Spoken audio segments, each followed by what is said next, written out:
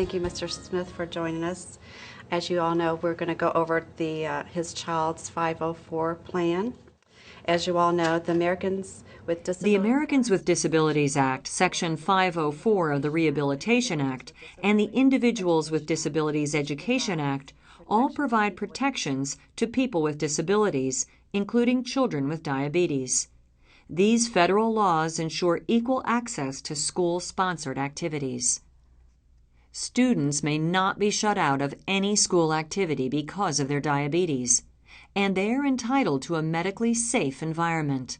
Which laws apply depend upon both the type of school the student goes to and how diabetes affects him or her. State laws also need to be taken into consideration in determining, for example, who does what task, but the bottom line is that students must get the services they are entitled to at school, and parents cannot be required to come to school to provide care. Once a student has been diagnosed with diabetes and found to be protected by one or more of these laws, school staff and family need to take the next step and write a 504 plan, or an Individualized Education Program, or IEP. That explains how the student's diabetes medical management plan will be implemented in the school setting. This plan gives all the details of how the student's diabetes will be managed in the school setting. The school, the student, and the parents all need to be on the same page.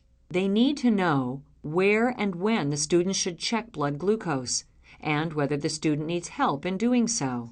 Who at the school is trained in diabetes management.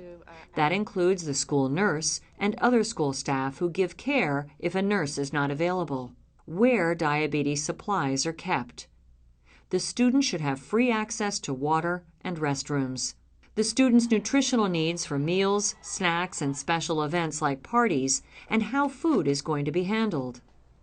The student has a right to alternate times for exams if he or she is experiencing low or high blood glucose. The student should not be penalized for absences for doctor's appointments or prolonged illness. The student with diabetes should be safe on field trips and all school-sponsored events. Wherever the student is, diabetes supplies and trained staff need to be there too.